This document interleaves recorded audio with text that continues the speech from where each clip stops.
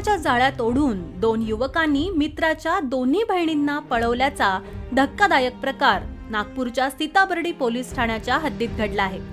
बांधकामावर असलेल्या दोन युवकांनी त्याच्या मित्राच्या दोन्ही बहिणीला प्रेमाच्या जाळ्यात ओढलं।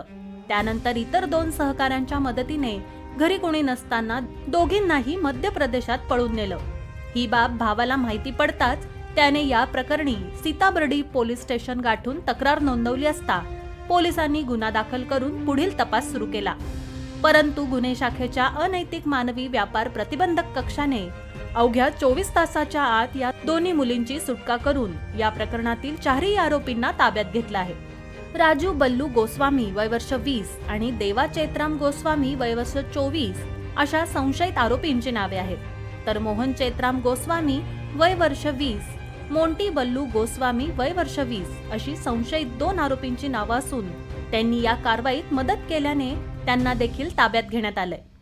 या प्रकरणातील पीडित 17 आणि 19 वर्षीय तरुणी एकमेकींच्या चुलत बहिणी आहेत। त्यांचा भाऊ नागपुरातील निर्माणाधीन इमारतीवर मोलमजुरीचं काम करतो। महिन्याभरापूर्वी दोन्ही बहिणी कामाच्या शोधात भावाकडे राहायला आल्या।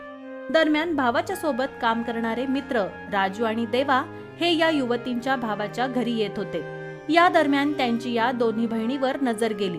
त्यानंतर त्यांच्यात ओळख निर्माण होऊन दोघींनाही प्रेमाच्या जाळ्यात ओढलं। पुढे अनेक खोटे आश्वासनं देत त्यांनी दोघींनाही पळून नेण्याचा बेत आखला।